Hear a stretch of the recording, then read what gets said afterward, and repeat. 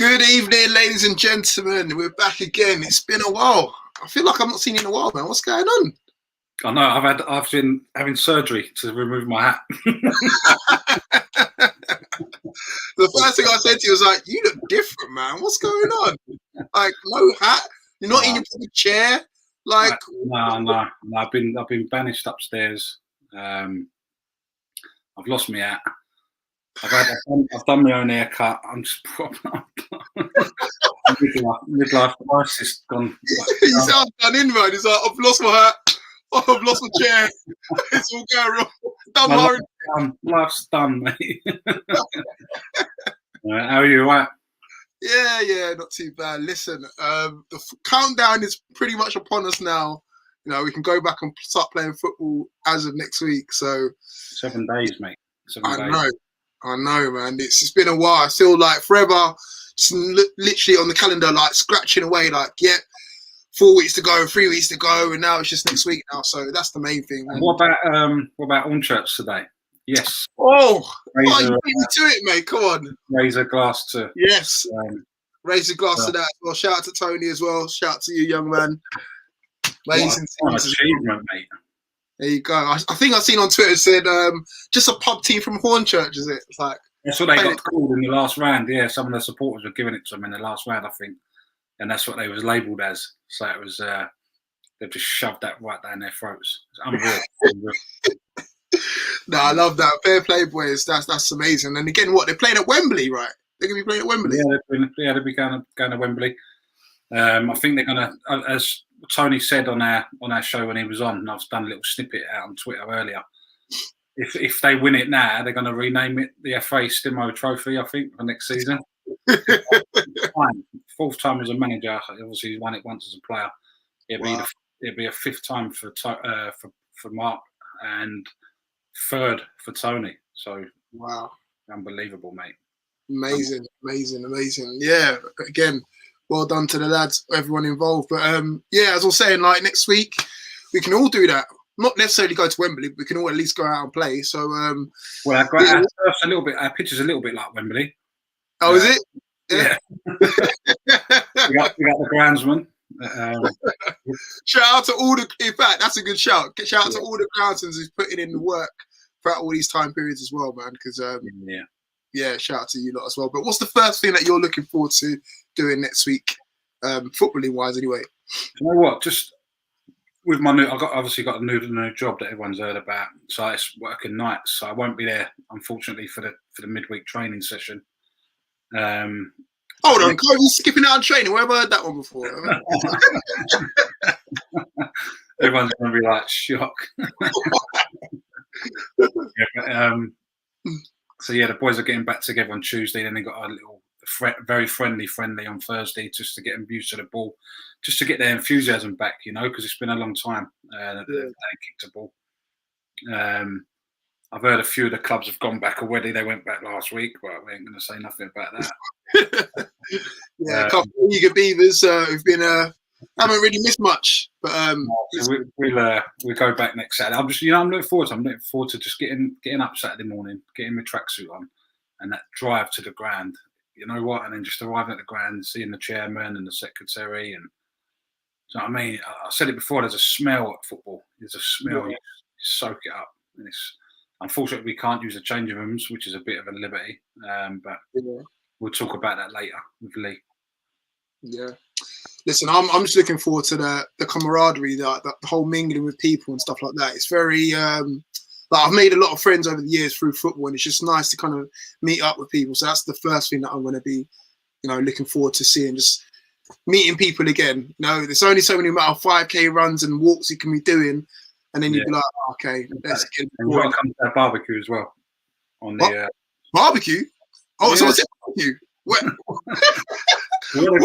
They've done a fixture for us. Our first team's playing at 2:00. I think it's like the 15th of May. First team's playing at 2, and then the Resis are playing at 4. So we've got weather at our own ground, and then the chairman's going to put a barbecue on for everyone after. Okay, nice one, chairman. All right, save a plate for me. I'm coming through. All right.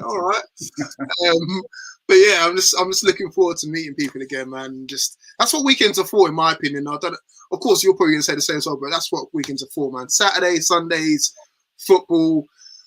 You know what? I'm tired of watching these Premier League footballers on the box. I want to get some of the action as well. So, yeah, mate. Premier League's just bore. It's a bore fest now, isn't it?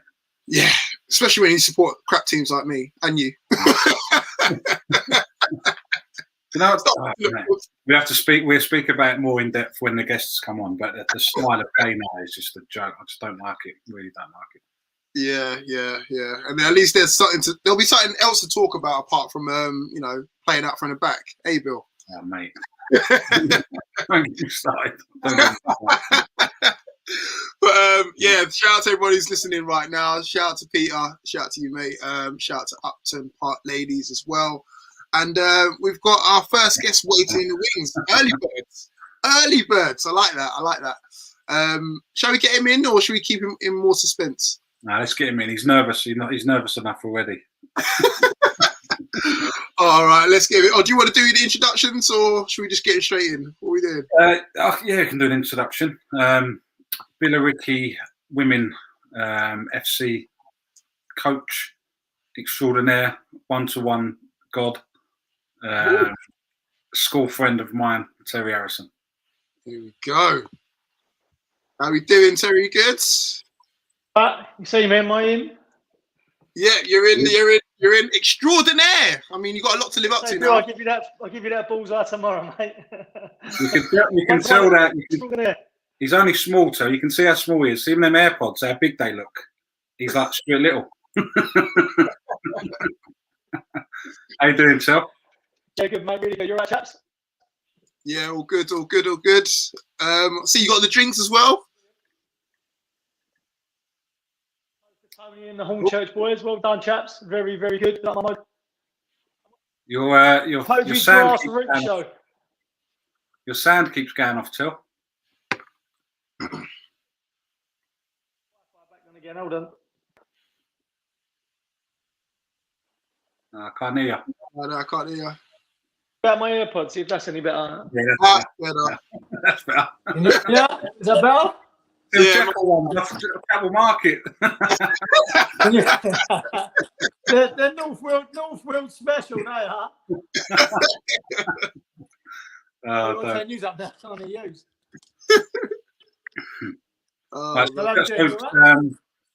So obviously you got a big game coming up next weekend.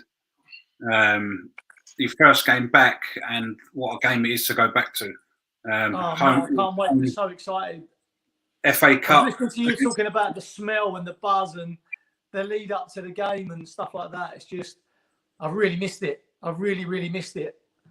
I missed stopping at Costa Coffee, putting on my Kano P's and Q's, blaring the music up on the way to the ground, and just getting the vibe. And like Billy said, there is a smell. Match day, there is a smell. I don't know what it is. It ain't the grass at our place because we've got artificial pitch. So all right. So how have you kept them? Obviously, I know you're new to the club anyway. Yeah. But how have you kept the women motivated and interested? And kept the enthusiasm up so that they can go straight into that game next week. Well, to be honest, it's going to be really tough. I mean, they've been doing sort of Zoom stuff. They've been given set sort of want to do 5K one week, then 7K the next week. I'm renowned for giving out burpees. So we've been giving them fitness programs to do burpees and stuff like that, just to build up their core strength and stuff. But to be honest, to play against Ipswich next week with only like a week really to lead up to it is going to be really tough because they're a really good, strong outfit. I think they've got a lot of young players. A lot of them are under 21, I think. So it's going to be a tough game for us. I think, like, to be fair, going into it, we're probably the underdogs. But you know as well as I do, Bill, we say you set your stall out. And I don't know if we'll be playing that much from the back. Obviously, I saw them in the last round against Team Harlow. Obviously, the result looks like an absolute battering. But I spoke to you earlier about it today. It really wasn't. Quite a few goals. I think they should have done better rather than concede them. So I think I've seen your lot play. I know you made a few additions now. I don't know if they're going to be cup-wide or whether they'll be all right. But I think it'll be I don't think it's going to be, the golf ain't going to be that much, mate. It's going to be a really good game. Yeah, no, I think it'll be a good game. I think our girls will give a really good account of themselves. Like a lot of them have been doing like a lot of fitness work. Like Ellie Jeffkins, she's been doing Zooms every week with Steffi, one of our coaching staff. So I think they'll be fairly fit. But you know as well as I do, there's nothing really like playing matches to get your match fit. You can run as many 5 or 10 Ks as you like, but there's nothing like match play really. Yeah. So go on. Sorry, Clint. No, I was just going to say, tell how you been finding this third lockdown? You and the girls, how you been finding it as a whole? It's good. It's tough. Like we're trying to make the best out of a bad situation, you know. So we try and have Zoom calls and stuff like that, and a little bit of banter's thrown in, but it's not the same as like match day or training. You know what it's like at training, Bill, when you turn up. You go there, you have a little bit of banter. Like you've come over and we've done like me and Billy have done like a session, like a finishing session. Billy come over and we had a kickabout, didn't we? And you have a little bit of banter. And to be fair, he's still got a bit in his locker. He's a little bit heavy, but he's still got a bit in his locker, isn't he? You don't lose that touch and the ability to finish. But it's been really tough. It's been really tough. I mean, we've only got a week from tomorrow up to the game. So the girls are in training Tuesday and Thursday next week. So all we can do is they can just do their best, really, and see what happens. It's a cup game. So cup game, like Tony's Hornchurch boys are proof in the pudding. Yeah, exactly. That day over shooters doing that seems like an eternity ago, doesn't it? It was only last. Sorry. I'm saying that day when we had over shooters for TAC FA, that seemed like an eternity ago. It was only, was it 7 months ago? Yeah, something like that. Yeah. Don't worry if you go on the Instagram, that your volleys and that's still on there. Don't you worry. Tell the viewers obviously how you first went into coaching and where you've been and what you've been doing for the last few years. Well, I've done my badges coaching. I started off at Paddington, like grassroots level, coaching an under-15s boys team. Done my badges there. Coached my boys team. They were really, really successful from the age of under-8s, Newhall Rangers. They were brilliant. Was going to take a bit of time out. Then I went and worked with you, Bill, which is where I learned a lot about player management. A lot about it. I had to motivate players the right way, the wrong way, good things, bad things. I learned a lot how you put faith in your staff. Which is massive for me as a coach. When the manager goes, like, we have a meeting and he goes, "Tell, this is how I want to play. This is what I want you to implement," and you give full faith in your staff to go ahead and do it. I know George is working with you now, and I'm sure that George speaks really highly of you. Look at Saheem. You gave Saheem a chance, and look at that young man. He's doing really, really well. Saheem. Yeah. So fair play to him. Not to play your trumpet too much, mate, but. It's because I ain't got a clue what I'm doing, mate. I'll just get good people in. No one believe that for a minute. No one believes that for a minute. He goes, "I'm not a coach." He says that. So I'm not a coach, but you know, listen, you know your stuff. I don't need to blow your trumpet. You're a top guy, top manager, top man manager. Everyone I know has played for Bill, past and present. Speak really highly of you. But yeah, it's what it is. Then I was going to have a little bit of time out of the game. And I think Bill spoke to Dean Perrott at Harlow. And Dean invited me down. So I went along. I thought, I don't know if I really want to go down and put a training session on with us. So anyway, Bill went, "Go and do it." So Bill says, "Go and do it." You go and do it. So I went down there, put a session on. And it was an absolute joy to actually work with players that really want to be coached. They really, really really enjoyed the session. Then I went and worked with Dean for a good few months. They were doing really, really well. Then I ended up going to Bowers as the manager, Bowers and Pitsea. The facilities there are unbelievable. What a club. The pitch is amazing over there. The facilities are really, really good. They're doing really good things over there. So I was over there working with Dan Ford. We got the girls up the league because I think they was like third from bottom. And then I ended up going to Bowers as the manager, Bowers and Pitsea. The facilities there are unbelievable. What a club. The pitch is amazing over there. The facilities are really, really good. They're doing really good things over there. So I was over there working with Dan Ford. We got the girls up the league because I think they was like third from bottom. we managed to change a few things over there, especially with their training methods and that. We got up the league. Also got on to a cup final against CSK Basildon. I don't know how that would have gone. That would have been a tough game against CSK, but again, the girls done really, really well, worked really, really hard. And I got approached by Charlton through Carl David. I think he's been on the show. Carl said, come over, I want to have a chat with you. So I went over to Charlton, put a session on for the under-21s, and they loved it. And Carl said, like, do you fancy joining me for the rest of the season? So I joined there for the rest of the season. And then, yeah, we had a really good season at Charlton. Assembled a really, really strong team, a really good team. I think we played 5-1-5, and then I left Charlton to then go and work with Scott at Billericay, become his assistant manager over there with the ladies' first team, and we just go from strength to strength. The owners over there are putting so much money into the club. There's now a clear pathway for girls football as well as the boys football over there. We've now got a girls academy. We've got trials on Monday at the club. I think the trials start at 2:00, or registration's at 2. The trials actually start at 2:15. So we've got a clear pathway now to hopefully the women's first team. So hopefully these players won't be sort of going off anywhere. They'll be able to come through the club. So yeah, no, that's basically what I'm doing at the minute. It's good. I'm loving it. I'm loving life at Billericay. And again, it's thanks to the big man there with a fresh haircut. Oh mate, it's not me. With regard to the academy, obviously anyone who's watching now, who's got young children who play, I know there's a lot of, you see so many young girls playing the game now. What do they need to do if they want to come over and they think to themselves they can be a part of that club? Yes, that's mainly for sort of starting in September. So school leavers this year, so they do their GCSEs, they leave school looking to go on and further their education. I know there's some big ones out there like Barking Abbey and Sudbury. But we've got a clear pathway into hopefully our ladies first team.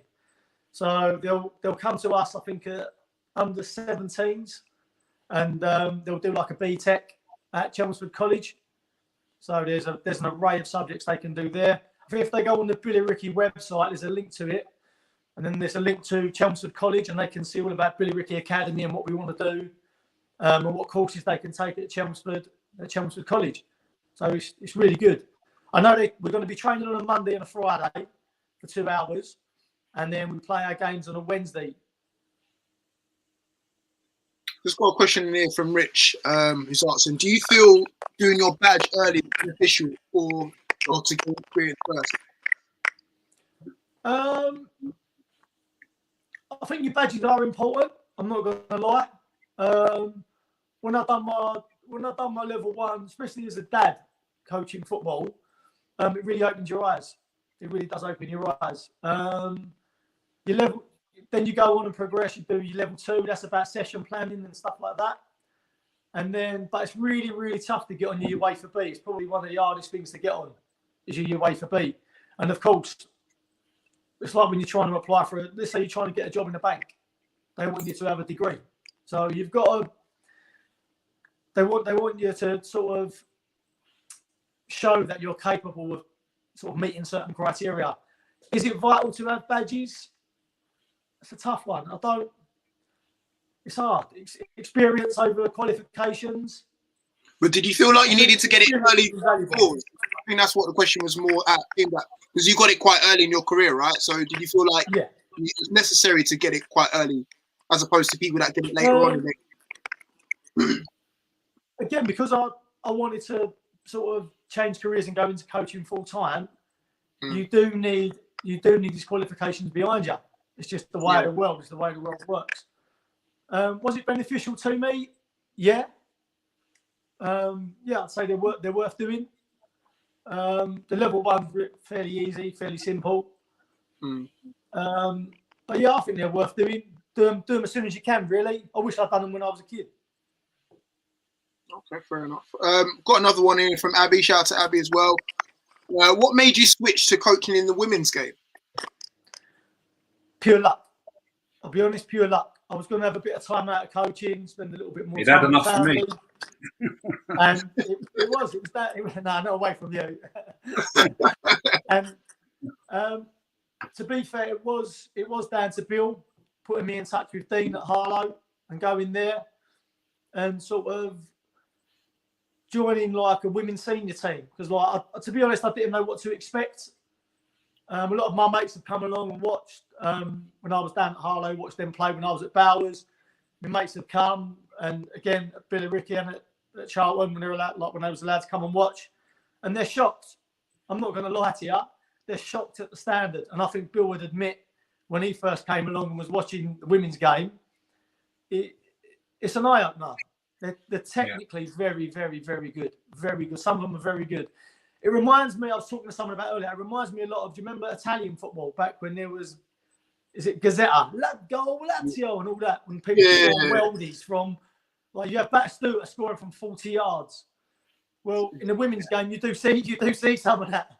It's some absolute like weldy goals, but then you'll see some very, very good technical football. Yeah. And make no bones about it, some of these players can tackle. Like I've seen them hit tackles, and Bill will back me up on this. You see them bang into a tackle, and you're like, and they get up and dust themselves off, and they carry on. Yeah. Just Harlow had 3 of them, didn't they? Had Abby Dell, KD, Vicky. They would just smash into people like anything, weren't they? Yeah, yeah. I mean, you've got Holly Moore at good player. See the left back. I see her hit a tackle once, and it echoed around the stadium. And she's only there's nothing of her. If she hit me in a tackle, I think I'd fold. Yeah, I rate her. I spoke to you about her before. I rate her so much. She's a very, very good player. Very, very lovely young lady as well. Very clever. I think she's a solicitor, I think. Right. But then again, like Bill's done some work with strikers in the ladies' game, and like you mentioned, Abby Dell. I've done some like one-to-one coaching with Abby, and like Abby's foot patterns and footwork and finishing is brilliant. Just all that she needed was a little bit of fine tuning. Yeah. And I think at Millwall she plays for now, she's a little bit of a superstar there. Yeah. Yeah. What's this about? What's this? Coach Herman. What's that about? Herman the German. Who's asked that, Scott? He's a liberty. So I was really lucky enough to go down and spend the day and watch Emma Hayes' Chelsea train for the day. And there's a drill that they do there called Herman. I don't know where the name comes from, but it's a high intensity drill. It involves all aspects of the game. It's got finishing, movement, passing, loads of communicating. When you first introduce it, people are like, this is too hard. It's just too hard. And then you sort of scale it back a little bit, and they do it, and they start to love it. And then you keep doing it and keep doing it and keep doing it. A bit like Pep with his rondos. When he first went in, I think it was Bayern Munich, the players were moaning, why are we doing rondos all the time? It's boring. But then you see it becomes second nature, like muscle memory. It becomes second nature. They go into a game, and they don't even realise they're doing it.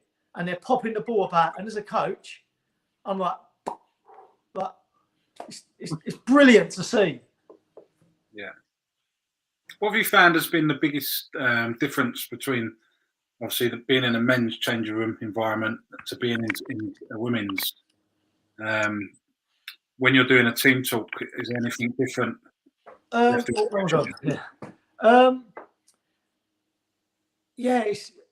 have to be a little bit more methodical when you're speaking in the, like, you know, Bill, like I've seen some of your team talks, and like to motivate me, you would scream and shout at me and go, tell A, B's and C's. In the women's game, you can't do that.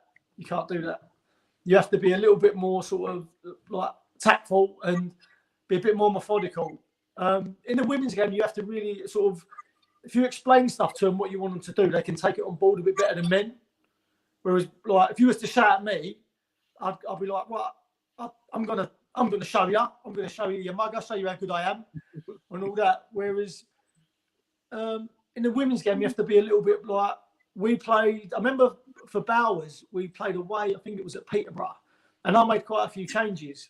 And the girls literally run through brick walls for me. And I think we got beat 3-0. And I said to them, look, it's on me. It's not you. It wasn't your fault that we lost the game. It was my fault. You've done exactly what I asked you for. And I think from that moment on, the girl sort of was like, wow, he's not screaming and shouting at us. He's taken responsibility because he set us up how to play. We tried to do what he asked us. They've done it to the best of their ability.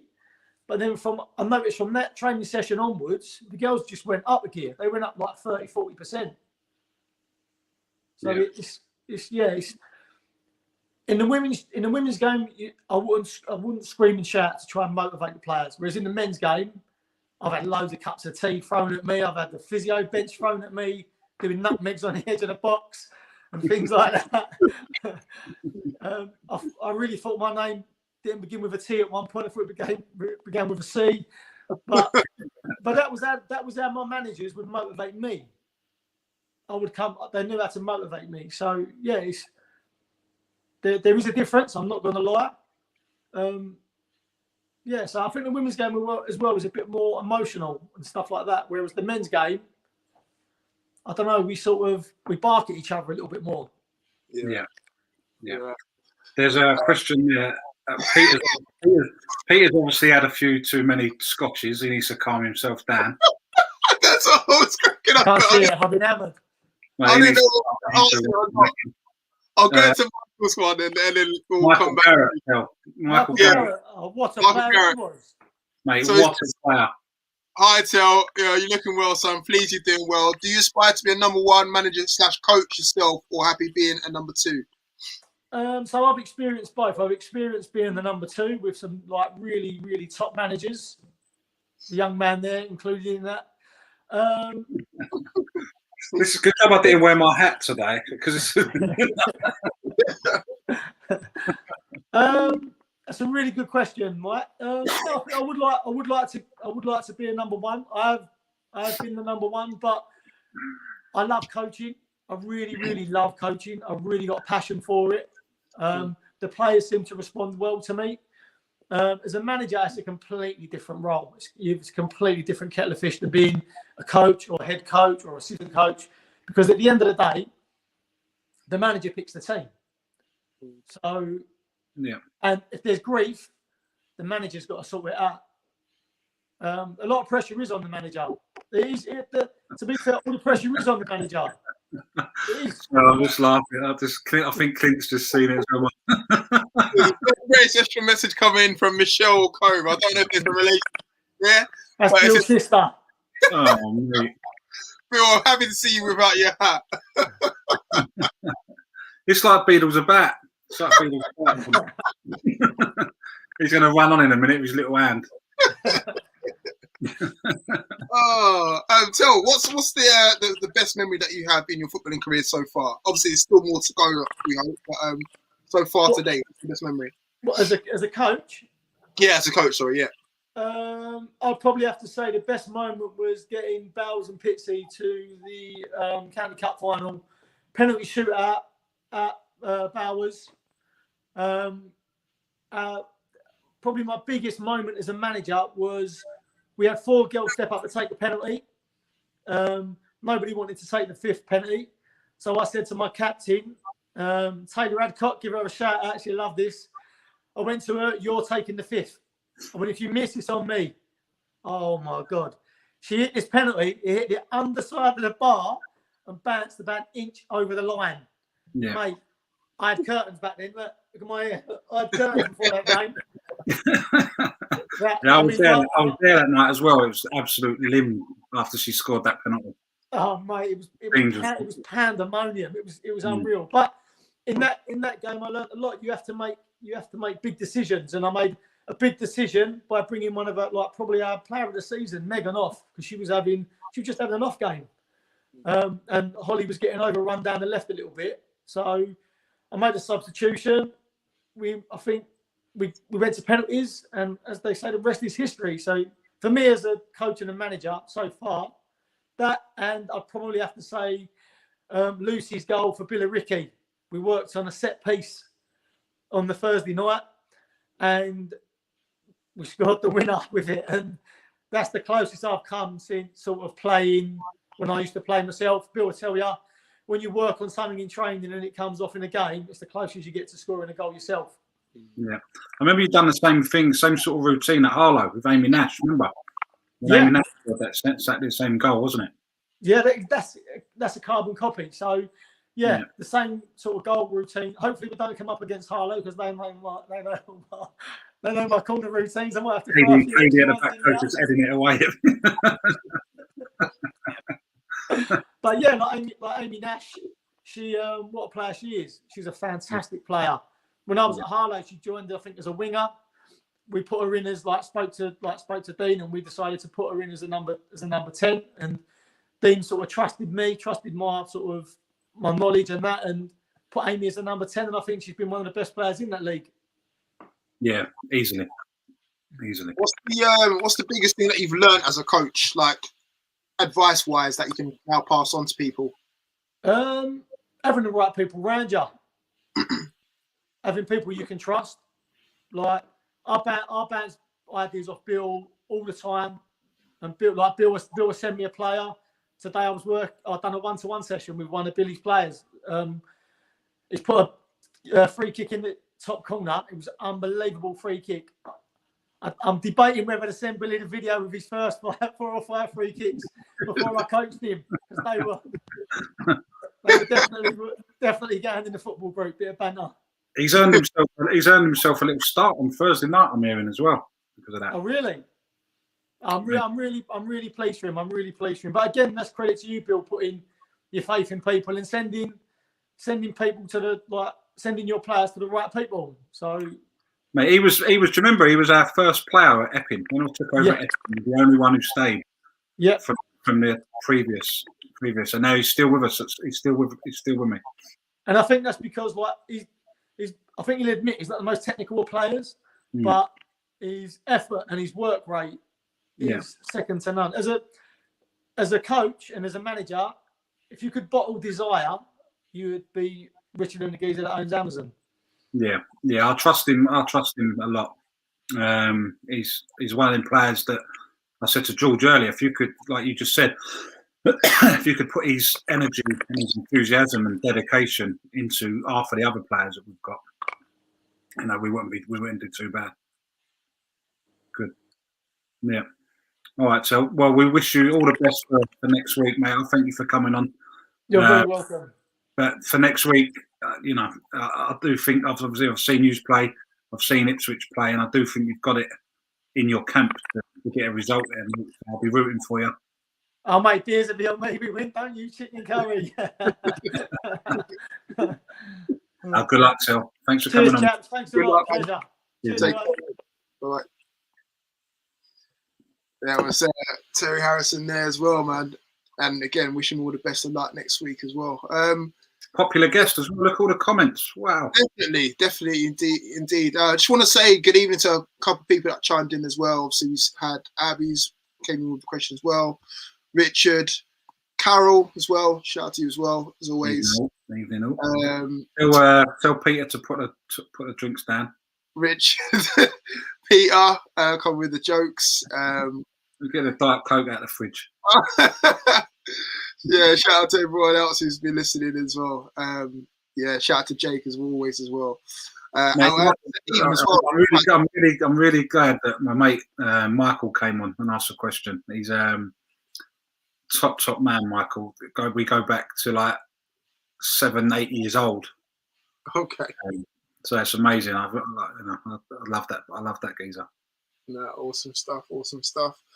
We've got Saheem in the chat. I just want to shout out to him as well because obviously he's your guy, but I've obviously heard about him a lot more being on this podcast with you as well. And I've just seen like throughout this lockdown as well, like the rise of him as well. Not only now he's working with another friend of the show in Rudy at London All Stars, but also it's his current gig as well now. Like he's doing well, isn't he? Doing well for himself. It's quality because he works. He's worked as nuts. He joined Epping with me as a player right at the start, and he was there throughout. You know, he never, even though that when we went up a couple of divisions and I've released him, and he went on to play for another club, we always stayed in touch, you know, and everyone who meets him just falls in love with the geezer. He's just the best, one of the best human beings you could ever wish to meet.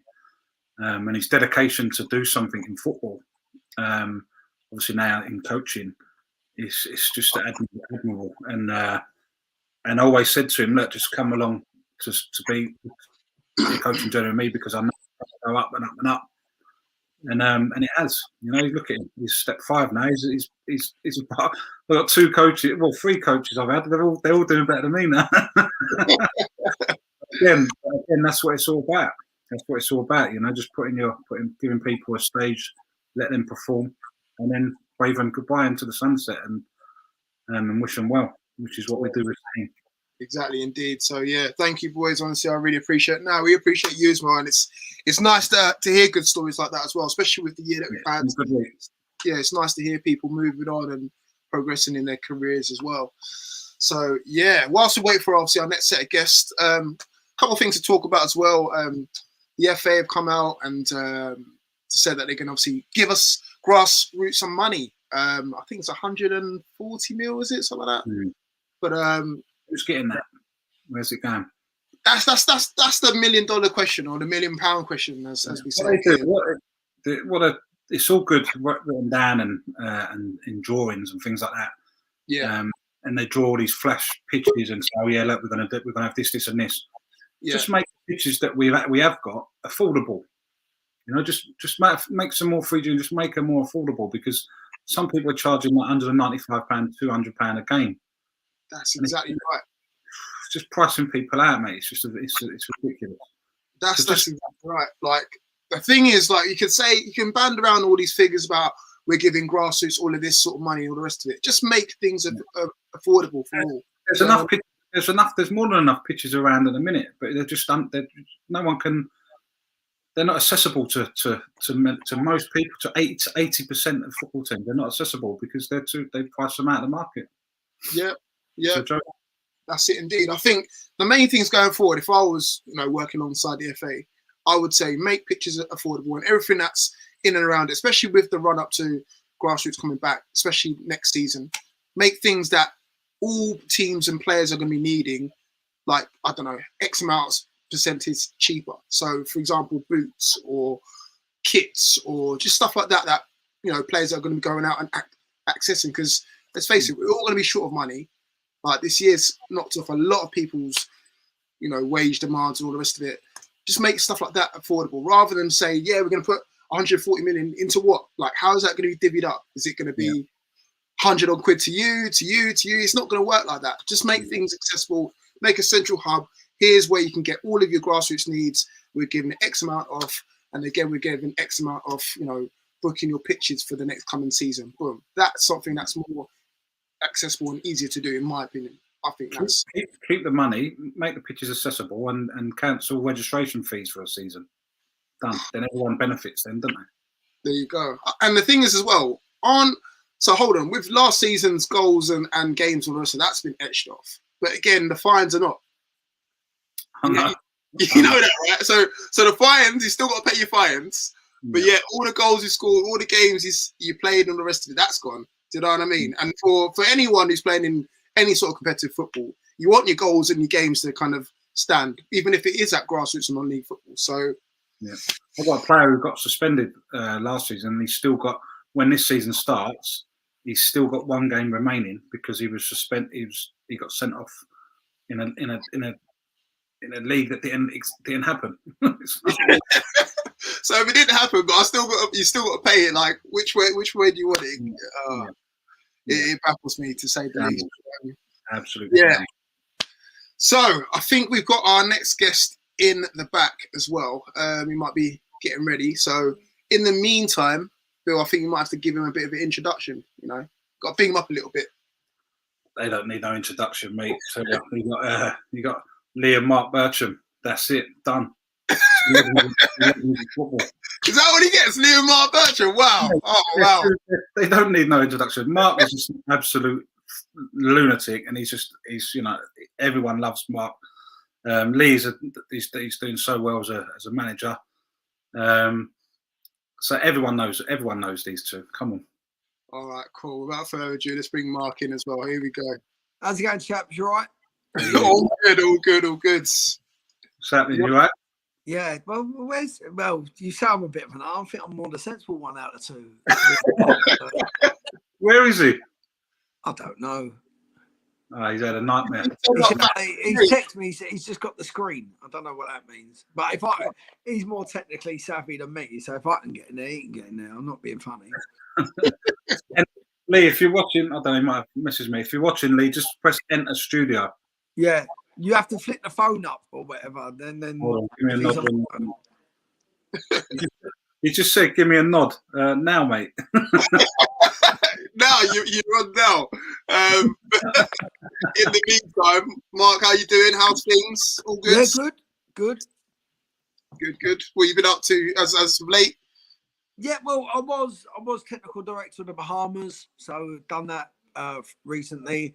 Come back because got quite a few things going on, and for family reasons as well. So it was good to do that for the time being. But when I went out there, not the sort of direction I wanted to go when I was out there. Was not all that was promised was being delivered. So the person I am, you only get one chance. So yeah, so back now and got a few things on the go. So hopefully in the coming months something is going to come up that I can talk about. But not at the minute. I'll come back on and speak about it when it does. But yeah, so it's all looking really good and exciting. Technically, I'm going to be director of football at Hemel Hempstead, and I'm going to demote Lee down a little bit. So. So he's going to pay me 25 quid a week to do that. But that was going to be. Yeah, that was going to be. Like, I know Lee works so hard and like he puts all the hours into it. And as you know, for them to null and void a league, I think it's just the easy way out. They done it last year, the FA, and to do it again was just poor. And like anyone who knows non-league football, it means a lot to the players. Sometimes they're putting more time and effort in than the pros, and you can't say that professional leagues are more important than them leagues because it means so much to them. And of course, with the grants and the pay-ups, I think they should have let the teams that wanted to carry on. They should have made the league up a north, east, south, and let them carry on to the end of the year, and then that really would have seen the teams that wanted to carry on. If there was still a promotion onto it to the conference, I think then you would have seen the teams that actually, fair enough, no, we're joining in, but the null and void one, I just can't have. I can't get my head around it, either as a fan, a coach, or a player. How the FA can let that happen is just, for me, ridiculous. Yeah. Yeah, I think I think Lee's actually arrived. Although, here he is.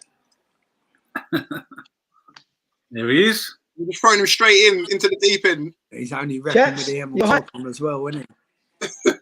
I've got the copper DRB for when QPR won the European Cup in the IB for pre-season. Got to do your bit all the time, always advertising. Mate, I was watching that about the IB for Cup today. Mate. I was in bits. What the IB? Yeah, it was the best. Well, you say pre-season, it was like a stag do. It was like the best pre. We were having pre-season at Ibiza. We literally landed there the first day, and then Ian Holloway went, "This ain't pre-season; it's a disgrace." Because we got paid to go there at QPR, and everything was on Astro, and it was like, none of your 4G now. It was like a 1G, and we was playing and training Astro. And he went, right, that's it. This ain't pre-season. We start pre-season when we're back. And on the first night, when he said literally, there's no curfew, but you're not allowed outside the hotel, that was the beginning and the end. We didn't really recover there, but we ended up beating Coventry in the final 3-2. We were 2-0 down at half time, and his team talk was literally, if you win this one, just be at the airport at 10 o'clock in the morning. And honestly, we turned into Brazil. He should have tried that during the season. We ended up winning 3-2. And they literally had a copy of the European Cup.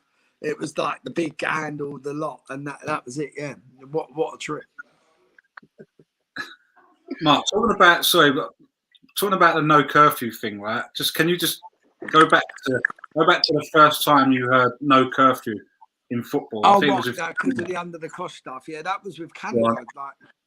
So I was sort of retired before then because I had a German manager and it was a love-hate between me. He used to call me Gaza. Being English, he called me Gaza, which I loved, but he hated Gaza. So it was like a strange one. I didn't like him, he didn't like me, but he played me every game. So then we went to Confederation Cup. I had enough of him, so I retired. And then Frank Yallop come back in and talked me into coming back. And then we had a training camp in Manchester. And the first day we turned up, he said, look, we want you can have a bit of team bonding, go out. And I'm like, okay, but when we come back in, no curfew. And that's why I was like, you what? And he was like, yeah, no curfew. Like, you're sensible. Just go out. And we're like, no curfew. That is like the golden words that you ever want to hear. That is like, so we got so excited. And then there was only 5 of us that went out, and we went around knocking at the doors, and like people with jet lag and the new generation. When I say new generation, it was like sort of my age and younger didn't want to go out, and I think that was it. That affected me for the night out, and I think I only lasted about 6 months and retired after that. Be thinking, what is this football game going? It's far too serious. But yeah, as you did from the under the cosh one, that was the no curfew. Yeah. Yeah.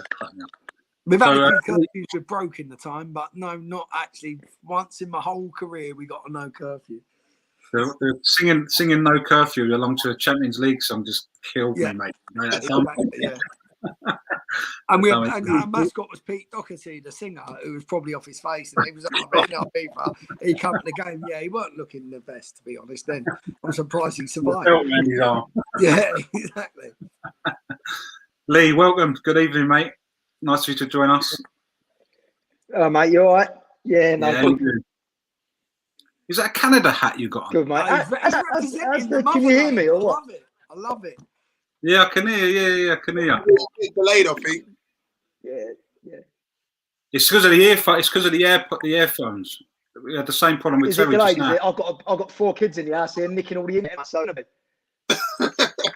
You got Jekyll ones as well. How about that one? Hold on. Yeah, mate. Yeah. Hold on. I think so. Yeah, that's better. Oh, it's frozen. Oh, it's frozen. What are you on? You on gift gaff or? Pay as you go. You're saying that I'm on pay now. I've come back. I'm on pay as you go as well. So. Is he on dial-up deal or what? Right. In the meantime, I think let's carry on, Mark. So, talk to us about playing for Canada. You always found that kind of. Yeah. So, like, other than like, I've got the Python story where I put it in the lads' room. I'm probably, other than that, I'm quite famous for in the Guinness Book of Records being the first person to ever score for the country without setting foot there, because we had Ireland away and I'd scored on my debut then. And because my name is spelt with a C, after the game, press conference, and there was like just a load of French Canadian reporters speaking to me in French. I went like, look, mate, I ain't got a clue what you're saying. And they're like, oh, you're not French? And I was like, no. And they was like, oh, what part of Canada are you from? I'm like, no, I'm from London. And they're like, London, Ontario. I went, no, London. Like, and they're like, oh, have you ever been to Canada? I went, no, I've never been there in my life. And then from then, it was like the Guinness Book of Records got in touch, and it was the first. Because normally, if you play for a country, either some of your family's there and you go there, or at least you have a game or training camp there. We didn't. We literally had a training camp in Germany, and then we played Ireland. And so I played there. And they only got me because I got called up for Wales. I got called up for Wales because my old youth team manager, Tom Wally, was assistant of Bobby Gould, and they called me up for Wales. And I'm like, I don't think he was born in Wales. He's like, oh, don't worry, we'll get you in. And then they had Belgium away, and I think it was like a couple of days, a day before, they like got in contact with me and said, oh, your granddad was born in Winnipeg, not Wales. Like, you can't play for us. I was like, all right, no problem. And then it was just by luck. I think the Canadian general manager was over because we played Paul Pisciliado, we played Fulham. He was over, and it was in the press that I qualified for Canada. They said, like, do you want to come play for us? I might as well. But the whole process, normally it takes like 2 years to get your citizenship and passport. But my dad had to get his before me. So technically it should have taken 4 years, and then it all come in the post in about a month, 4 weeks. Mine and his, like, you play for us. Yeah. So But I used to belt it out. I used to belt the national anthem out because like me and Lee lived together then, and we was watching South Park, and it was like a Terrence and Phillip special, and they're Canadian, and the national anthem come up with the bouncing ball, and I was like, Lee, record this. I need this. Record it. And then, the national anthem off of South Park. So I used to belt the because they didn't really sing it, but I used to belt it out like half. Taking the mickey in my Cockney accent. They're like, you can't say that. You can't sing it. I'm like, shut up, lads. It's fine. So you learned the national anthem from Canada, from South. Yeah. But then I sung the wrong one on the first game because it was Northern Ireland, so it was God Save the Queen. I felt that God Save the Queen. They're all looking at me. I was like, oh yeah, like, sorry. And then we learnt the Canadian national one from like a couple of weeks before from South Park. Did you sing it in the voice of Kenny? No, it was pure like Chaz and Dave does the Oh, that's funny. How are we getting on with Lee? How are we getting on, Lee? Oh, he's having a mare. Lee, hear us. Hello, Lee. Lee, get the kids off roadblock. That's what she was all up. Oh. Hello. Oh, man. He's got us on mute, hasn't he? Oh, no, he's not. Can you hear me now or not? Is it still? Oh, yeah, we see you now. He's back. Hey. I've got no idea. You plugged it in? Must be buying the internet. I've got no idea. Hello? Hold on. I have to reload, chaps. Chaps, I have to reload. All Can you right. hear me now? Yeah, we can see you now. Yeah, we can hear you now. Can you hear me now? Yeah. No. Yeah.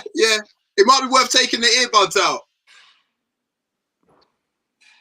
Oh, It's gone. Lee's left the building. But we got you, Mark, anyway. So Yeah, exactly. Yeah. more on you. So talk to us about some of the people that you've played with and played under. In fact, managers that you played under, because I'm sure you've played under some right characters. Yeah. Well, to be fair, at Millwall, when I first started out at Millwall, it was like probably the hardest group of players that you could train with. Like when you was in the youth team, they used to have Old v Young on a Friday, and it was one of them you didn't want to get called over because it was like prison rules against the youngsters.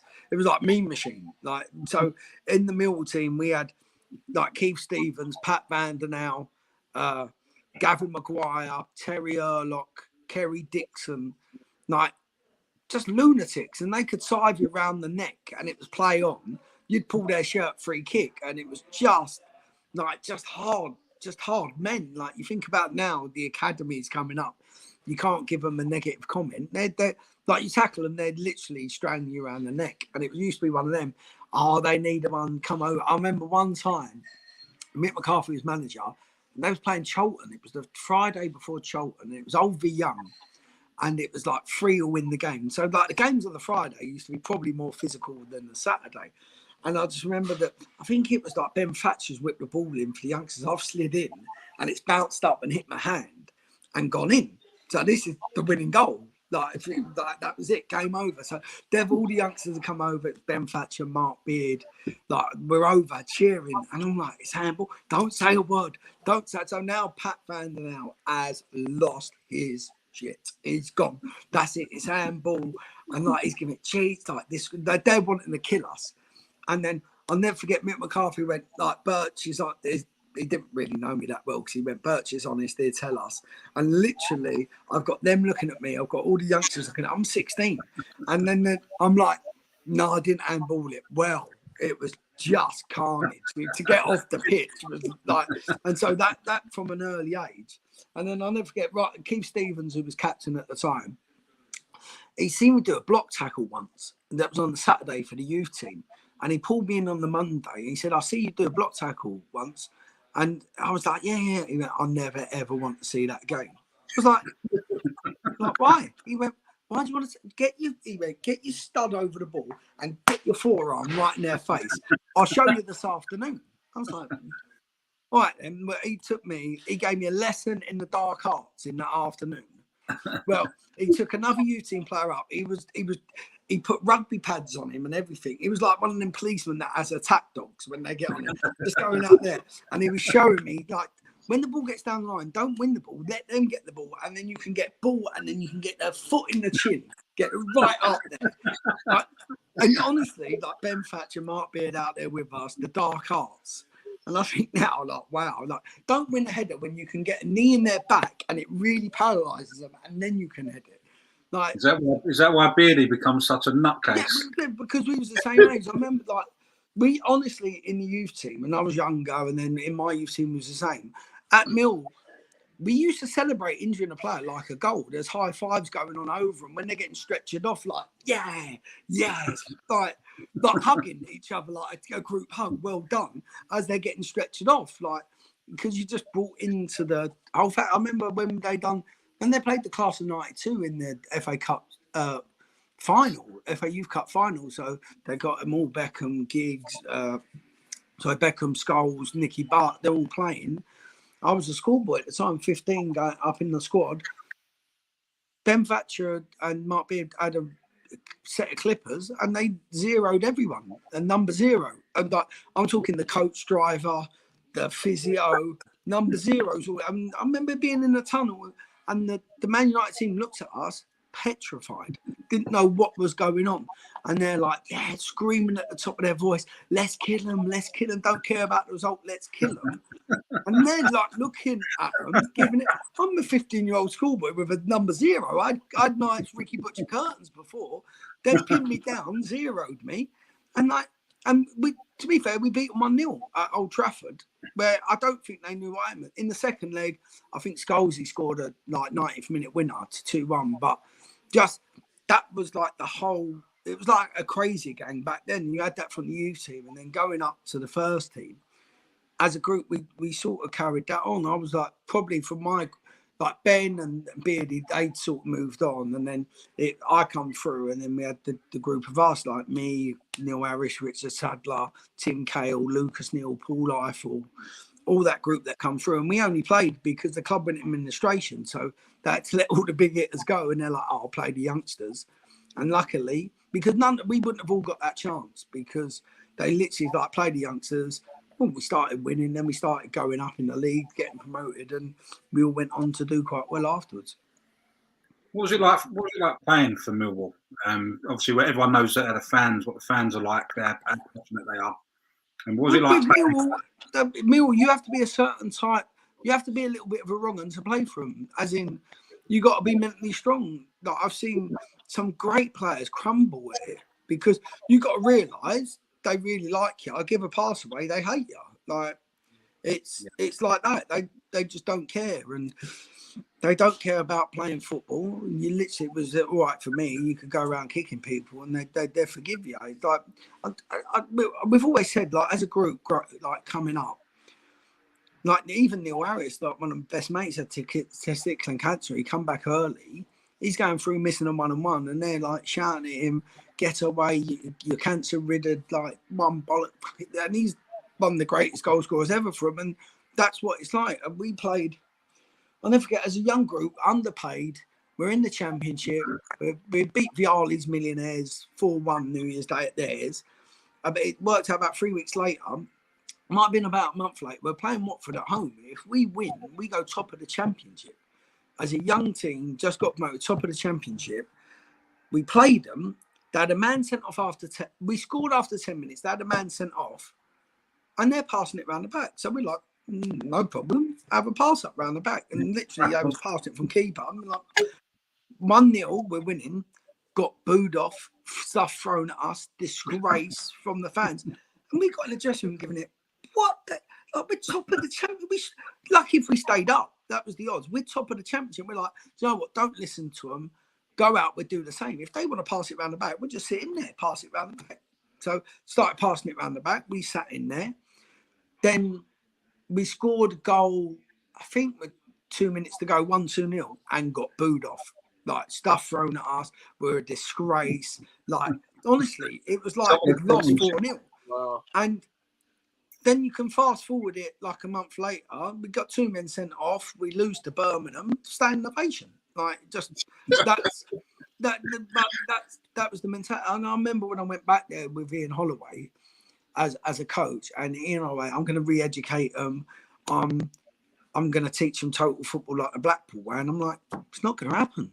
Oh, like, now I'm like, if you have a square ball, they're not happy. Like, I'm trying to teach, like, it's a different breed. But just give them what they want, work hard, and they're your best enemy, or it can be your weakest link. That's why some teams at home with Millwall, if you ain't got enough Millwall players in there, you do struggle at home. Yeah. And when I say Millwall player, you just got to be strong mentally. You got to take a bit of abuse. We had Tom Wally as a youth team coach. No one can abuse you more than that. So going in the team and getting it off the fans is fine. You got one of my players now who's just become a coach. I've just promoted him to coach, Aaron Waters. Yes. I don't know if you remember him. Yeah, as was I think it was second year youth team when I come back to QPR, and that was a bit of a, because when I left QPR, I choked out the chairman at the chairman's lounge. Like, long story, the Italian, so we fell out, and then what? Hold on. No, it's a long. Well, yeah, so it was unfortunate to say. What happened was I was coming to the end of my contract. I knew I needed a back operation, but I was battling through to try and keep us up. And John Gregory was manager. I got on quite well with him. Anyway, I'd been out for like 2 weeks, not played because of my hamstring, but we had Wolves at home and played against Wolves. It's 0-0 with about 10 minutes to go, and I could feel my hamstring tighten up again. Like, I was only meant to play like 60 minutes. It's now got into the 80th. And I could feel it was going to go, so I come off, and I think we was either winning 1-0 and they scored last minute 1-1, or it's 0-0 and they scored. Anyway, saved it. We had a week later, FA Cup game against Luton. So John Gregory's like, I'm going to have you sub. If we need you, we'll bring you on. Luton programme, the chairman, who was Italian, he wrote in his comments, "Oh, great display against Wolves. If the so-called QPR fans would have dug in and fought for us, that the players that are QPR fans, we would have won the game." So technically, it's me and Kevin Gallen he's having a go at, and I was the one that come off. So I'm fuming. I'm like, if you like to John Gregory Gaffer, if you've seen this, it's a disgrace. I'm going to go see it. No, Birch, leave it. I'll deal with it afterwards. So anyway, playing Luton, I think there was 1-0 up. Come on, last half an hour. Played really well, set up the goal, got man the match. So only played half an hour. But at QPR, you go up in the lifts and you'd have to go up the press or the sponsors lounge at the top. Anyway, the chairman's lounge is like floor 2. And it opened up at the chairman's lounge. So I think it was on the way back down, so I had the man the match. And then the Italian chairman, "Oh, look, your family vote for it. You only have to breathe and you get man the match." Well, I've lost it. And then I just said him as many words, "You're not very good chairman," and just started choking him. But that was in front of his family and he's losing it and there's security there. But I wouldn't let go. And I'm choking him out. And anyway, got broke up. So I've gone back down and then get called in the office on the Monday. So John Gregory calls me in and goes, like, "Birch, do you reckon you could have handled that better?" I was like, maybe a little bit. Yeah. And so like me and the chairman fell out, we wouldn't talk. And then anyway, I retired, I think 2 years afterwards. And then a mutual friend we know sat us down. And then the good thing about Johnny at the time, he don't hold grudges. And then he offered me the youth team job. And I come back in there with Steve Gallen. And do you know what? Done that for like 2-3 years and it was brilliant. Loved it. We was working like 12 hours a day. And you talk about academies now and how much money they spent. We'd spend 250 grand on the whole academy, from under 9s up to under 18s. We had 3 full-time members of staff. It was me, Steve Gallen, and a physio. And that was it. That was all we'd done. We would drive the bus. We would do the under 9s to the under 18s. And we'd probably produce as many players as we do now. And that was just with a centre of excellence. Look, we had Raheem Sterling come through, Dean Parrott, who we sold to Tottenham. And then you look at all the technically we was getting all the players that other clubs didn't want. And like we had Michael Harriman that's got 300 games now. In Maxima, 400 games. Michael Doughty, he had 200 league games. So all these players, Bruno Andrade, he's got like, so you can read them off all the players that we brought through. And if we weren't at the time QPR, we got taken over and we was in the Premier League. The under 21 squad that we had, a normal championship team, all of them would have probably played 100 games for the first team. But because we had a squad of about 40 players and so many, they couldn't get their chance. Interesting. I'm going to try and attempt to bring Lee back in. Yeah. Hopefully he's ready and waiting. Oh, what a black screen. Lee, you with us? Oh, he's in his car. He's in his car now. Mate, he's had a proper stinker, hasn't he?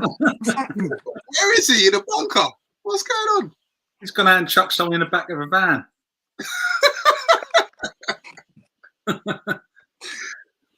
Lee, can you hear us? Give us a wave if you can. He looks like Dicey, look. He looks like Looks like he's done the pikey site, I've got to be honest. Oh my god. I've had to, right. I've had to go in the van, turn off the Wi-Fi, and go on the 4G in the van. Is it working now or not? Yeah, we can hear you now. Are we on or not? No. Yeah, we're on. Are you on? I've had to get out of the house. I've had to go out of the house, get in the van, drive down the road, and try and get a bit of 4G. Try taking the earbuds out, Lee. Yeah, take them out. Take them out. Use the speaker on the phone. Yeah. Any better, chaps? I'm having a Yeah, there he is. Yeah. There we go. No? Any better? Yeah. Can you hear me now, yeah? Yeah. Oh, what a torrid. No internet in the house. I've had to get in a van and drive down the road. Yeah. You got a load of them AirPods in the back of your van or what?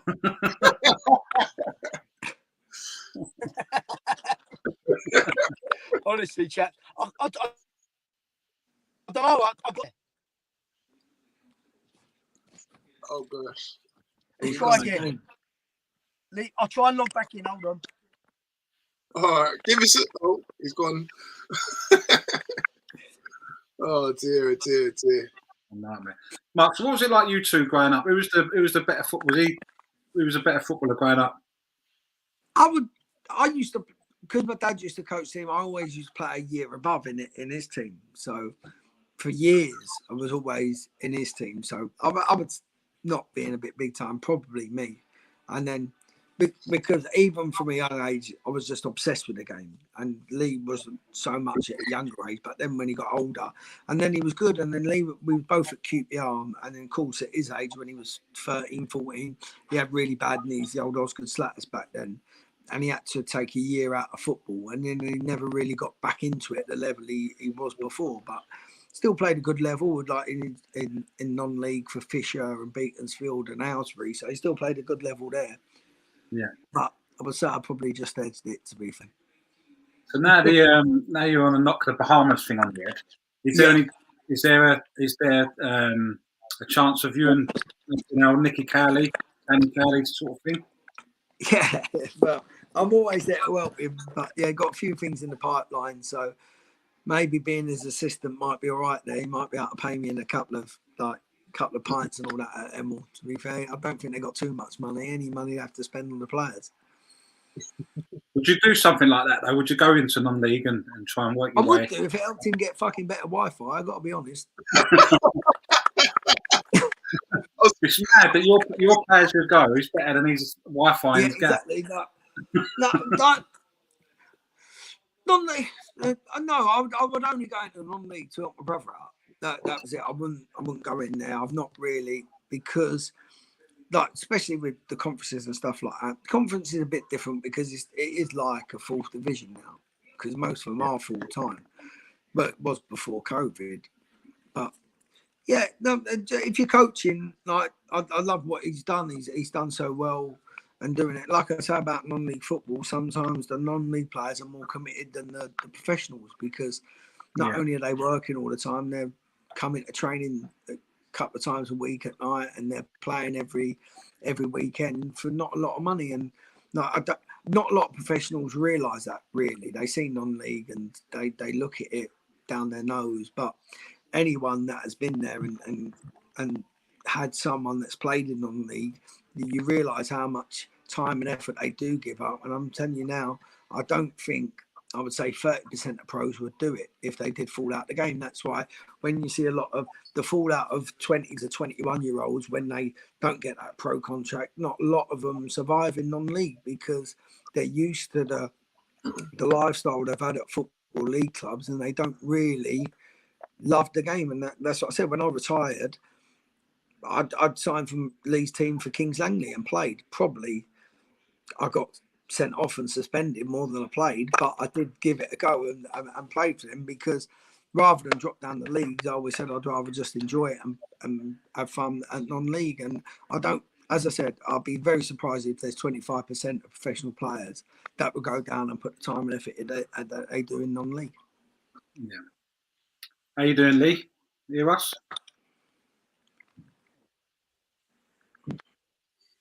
Not if you can hear me now or not. Are we working? Yeah, no. Yeah. Anything? Can you read me? Yeah? Nothing. I can hear you. It's a bit of a delay. We can hear you though. I can just about hear. Yeah. Oh, So that's your favourite colour. I don't know what I do, boys. I don't know what I do. Oh, mate. Oh, Lee. Hey? Now we're going to speak about What are you saying about anyway? I'll tell you what to do, Lee. Just tell us about, if you can hear this, just tell us without stopping. Yeah. I won't ask no questions. Just tell us about the way COVID affected you, firstly at Billericay, and then obviously again at Hemel.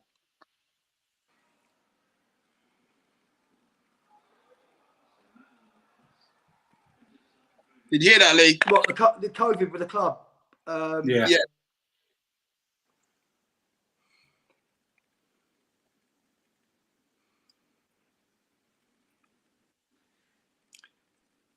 Yeah, I mean, you've gone. Like missing. No, you've gone, mate. You've gone, mate. Let's We can reschedule another time. I want to talk football all day long. So Yeah, we bring Leon next week with Bradley. We bring Leon. So he's got, obviously he was at Billericay when the first COVID lockdown hit. Obviously he's gone up and to the national. that was a killer, because they were top of the league. They had a really small budget, and to not finish that season was, for me, that was a bigger disgrace than this year, because they cancelled early doors when that's probably the league you could leave till latest, because you don't get that many fans, and that you could have easily played that season behind closed doors and finished it off. So exactly that. You could have finished that season by now. Easily. I think what they have, like 10 games, not even that, 9 or 10 games you could have knocked out in a space of 4 weeks, playing 2-3 games a week, and then finished off the season. It was just, that was like an easy out for the FA, and you didn't need to put a time and date on it, because you could have done that before whenever the new season starts. So and then it's money, and it's all money. They play it down as player safety and supporter safety and whatever, but it's a load of bollocks. It's all money. Because I'll manage at step 7, and we're still playing, and we're going back next week to finish our league off. So what's my players' safety not as important as these players? Hold on a minute. Yeah, and it was money, like clubs took the grants, and then it's their own budget. Like Hemel done really well, because they always hope for the best, plan for the worst. So that's why they had one of the smallest budgets in the league in case this happened. But then other clubs didn't. They splashed the big cash, and then when it come to it, they got no fans coming in. They couldn't afford it. As what I said, I think the FA should have allowed it to them. The teams that could finish the season. It's your own fault, budgetary wise, and the way you run. If you can't finish the season on your budget, then it's not. You shouldn't punish the other teams. Yeah. What's your take on? Obviously, you've been involved in the QPR setup. What's your take on football? How it's evolved sort of now to back when we played? It's this pet style playing out from the back and getting the ball off the keeper. I can't get out why you have to, like, even the change of rules, like you can go in your own area to get the ball off the keeper. Yeah. But why? Why are you doing that? Unless you're literally going to play out from the back and you're Barcelona, which is fair enough. But I'm seeing teams doing that in non-league and getting caught on the ball all the time and scoring. You're not like the main aim of the game is to play in the right areas for me. It is simple as that. Yeah, everyone wants to play football, but at the end of the day, you need to score more than the other team. And I think you need a happy medium of playing football, but playing attacking football where you're getting crosses in the box and you're scoring goals. And I think the best thing for football was Barcelona of that era under Pep. And I think the worst thing for football was Barcelona of that era for Pep, because he had his fullbacks high and wide. So now everyone wants their fullbacks high and wide. Young kids don't know how to defend as fullbacks. They don't know about getting in line, showing people down the line, defending at the back post. And like you had, even at QPR, I was in the academy at the time, and you had little lads who couldn't really run, and their parents give it well. Like, look at Xavi and Iniesta, they're small, and I'm like, yeah, they're small, but they're one of the fastest players you ever play against. Yeah. Young Charlie, he can't move and he can't keep the ball, so he's not really. You can look at Xavi and Iniesta. Young Charlie's never going to be that. So, but it blinded people by thinking, oh yeah, small players can play. Yeah. And I still, to this day, even like Sean Wright Phillips, when I played against Sean when he was younger and he was tiny, he was rapid. Like, so if you're going to be smaller, you got to excel in other areas. So you've either got to be lightning quick or small like Dennis Wise and be ultra aggressive, but excellent technique. So if you're not good in one category, you've got to absolutely excel in 2 or 3 other categories. So that's what, and a lot of the people, it's about against any players, like any player who makes a pro, like myself, 50% of it's luck. You got to play at the right time. You don't have injuries. Like, you need a manager that likes you. But the difference in players is, and even when I recruit players at the professional level, I like to see them when they've had a bad game and how they play in a bad game, how they play in the next game. Because the difference between a professional making it is, how do you deal with disappointment? 65% of your career is disappointment. Yeah. So how are you going to deal with it? And I honestly, hand on my heart, I never played 2 bad games back to back. When I had a bad game, it was like a relief. Oh, that's out of the way. I ain't having that for a while. But I used to think everyone was like that. But speaking to players and stuff, like mentally, they used to be so. I never got nervous at games. So like, then speaking to other lads that used to be really nervous, I used to think, how did you used to play? If you're like thinking of the worst, if I do this, if I mess up, I never thought like that. But to think of players where they've had a bad game, they're like they're horrified about their next game and they're worrying and stuff. And I was like, I was never like that. So as I say, it's how players deal with bad times, injuries, disappointments, that you'll get longevity in a career. And then I think. Do you think now, because there's so much social, like obviously there's so much social media, there's YouTube, there's a camera at every game now, even if you're playing in the park. So a bad game, you have one bad game, and that can be seen by thousands of people. And you're quoted for a week on YouTube. Yeah, like it don't matter.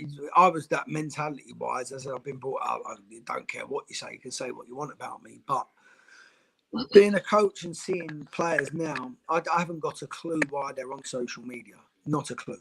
Like, if these players growing up, I haven't got a clue why they're doing it, why you're on there, because there's idiots out there that's going to abuse you. And I've seen it absolutely crumble players. And I mean, good players, even experienced ones, get on social media, they get abused. And it's... It shows you how far it goes. It's Thierry Henry. Thierry Henry's even come off of social media. Yeah, well, there's idiots. Like, you can't change people that are idiots. You know what I mean? Like, when they're saying kick out racism, we got to stop. There's idiot. You're never going to change the whole world. There's always going to be a couple of idiots out there that are going to do it. You can't change them, because either, like, it's got to be regulated. Social media has got to be regulated. You should have to show a passport or a driving license or something to have an account. You just can't be some sort of weirdo that's got 5 different accounts, say what you want, close it down, open another one. The sooner as they do that, the better. If you've got something that you can answer to, whether it's a passport, driving license, then that's how to regulate social media. Yeah, 100%. Lee's back. There's a couple on here. He's back in. Lee, with us? It's like he's using his Game Boy. Oh, mate. Right. I don't think he... Oh, Lee. No. We're calling it a night, lads. Yeah. Are we on? What about this now? Are we good? We can hear you now. Can you hear us? I'll restart again. No, torrid. Torrid. You've had a Western. I'll keep listening. I'll just keep listening. Well, before we go, Mark, I want to know about the Jake Cole. Well, the viewers want to know about the Jake Cole because that just done me as well on the. Yeah. So Jake was the backup keeper, young lad. It was all right, and then we had the Battle of Bramwell Lane where we've had a massive fight, and it was all there. So the next year, I think I was injured or suspended, and I was injured because it was me and Kevin Gallen injured, and the lads went up there to play Stoke. Well, anyway, at the end of the game, it's kicked off again. The fans got on, and they've had a fight with the keeper. And anyway, there was a fight with players and the fans on the pitch, and Jake Cole, young lad, like he's gave it. Yeah, well, I've run on the pitch and I've booted this fan right in the head, like giving it the big one in the shot. So we're like, oh, okay, I've got you. I'll wait for that. So the next game, I think they had Ipswich away. Me and Kevin Gallen's injured, and we're like, we've got this. Like, this is what we're going to do. We're going to ring up, pretend to be the police, because the police come to the training ground. Staffordshire police come down, blamed. I was blamed for inciting the crowd. I weren't even there. They're taking statements off me, and I'm like, no, I was injured. I didn't even go. So we worked on it. We got our mate there. We got the physio, Bobby Bassick, who is the physio at Portsmouth now. We're like, this is what we're going to do. We're going to ring up Jake Cole, say we're the police, and tell him he's got to speak to the manager. He's getting arrested for GBH. We're picking him up. So that's what we've done. The lads on the coach. We've got it on speaker. So we're there saying, oh, we're DCI, Freeman, and whatever it is from the Staffordshire Police, Mr. Cole, just to let you know we're going to arrest you on GBH. So there's going to be 2 plainclothes policemen at the Marriott Hotel waiting to pick you up. And he's like, should I tell my mum? And I'm like, your mum? I think you should tell the manager ASAP you're not going to be available for the game tomorrow. So it's on speaker and we're dying. And he goes down to Ian Holloway and gives it Gaffer, just to let you know they're arresting me at the hotel. And he's like, you what? They're arresting me like for GBH for what happened at Float. And all you can hear is Ollie giving it over my dead body. No one takes my player. And we're like, Mr. Cole, we've been waiting for you. It'll be 2 plainclothes policemen. Don't make a scene. Just come to us quietly. So we put the phone down. Now we're dying. So we say to the physio, look, Bobby, we're in the gym. We've been on the bike, on the running machine. So we go in there for about half an hour, come out, phones blowing up, like messages galore. So then, like, I think Gareth Ainsworth rang Kev, what's happened? Why are you doing this? He's like, don't know what you're talking about. Martin Rollins, Birch, I know you're behind it. You've got to ring the manager and say, no, I'm not Martin. What are you talking about? So all you can hear is like Ollie Dunn they're ringing round all the police stations saying like who's coming to get the player and over his dead body. But anyway, they get to the hotel and like Ollie, he comes straight off the coach. Never, where are they? And so there's 2 suits in the reception. So he runs straight up to him, giving it, never on my life are you ever touching my player. He's my player. You're not taking him anywhere over my dead body. And I'm like, I don't know what you're talking about. We're only here for the conference. And so, like, I felt bad. I think Jake was a bit shaken up. I don't even think he was selected for the next day against Ipswich because he thought he was being arrested. But oh, very unbelievable. So what we're going to do? We need to leave for another week. Yeah, we can rearrange another time. It's no problem. Yeah. Maybe get better Wi-Fi as well. All right. Money paid for some dial-up. Yeah. All right. Well, I'll speak to Lee offline, Mark, and all right, Jack. we'll arrange it for another night. But thank you so much for coming on, mate. Pleasure, no problem. Cheers. Okay. Oh, what a night there. Oh dear. One thing we need to We'll get him on again. That's another week sorted. definitely. One thing we need to bear in mind for all of our future guests coming on, please get some better Wi-Fi. We've had it a couple of times already. It's always like the ones that have got loads to say as well. Billy Jones, and Billy, that Billy Jones one still got me to this day. Billy, if you're listening, please, I hope you've sorted your Wi-Fi situation out. But yeah, we're getting back. We're going to get him back on as well. Definitely. But, yeah, time's flown now. Time's absolutely flown. Yeah. Does anyone want to come on and ask some questions in the comments and talk about what's going on at the minute? Score some great stories, Carol. Yeah. He's got stories for days, mate. I'm telling you. Who's that, Lee? Yeah, Lee and Mark, both of them. They just got, it's just an unbelievable story. That story there with Jake with it flying up the piece, that's legendary. Yeah. I'll message them both offline and we'll get them on again. No, for sure. Especially when Mark's got his announcement to make as well. That should be good as well to hear out as well. But yeah, it's been good. It's been good to get back into the swing of things as well. And yeah, for everyone who's getting back involved in football next week, hope you have a good one. I hope you've got plenty of stories to tell by this time next week. In fact, that might be something that we might do. Get people's first week stories back. Why don't we do a Sunday night special? Maybe. The football comeback. Or Sunday afternoon special or something. There we go. So Saturday night we've got Blackburn Rovers player Bradley Johnson and Jodie Brown.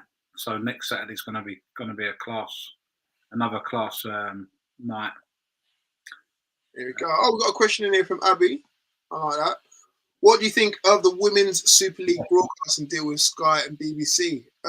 Interesting, to say the least. I always find, though, obviously it's great for the involvement of the women's game, and hopefully give it the money that it so rightly deserves. But I always find it interesting when they put any sport behind a paywall. Obviously, the BBC part of it is great because obviously that's free for all taxpayers or licensed players, should I say, not taxpayers. But yeah, it's just interesting overall. But again, hopefully it's the money that women's football deserves, because that's always been the key thing. It's not been about quality. It's not been about anything else. It's just really about the finances of getting it up.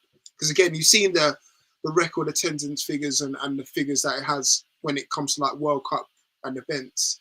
But it needs that kind of sustainability throughout the season. So it's good to see that. Don't know about your thoughts.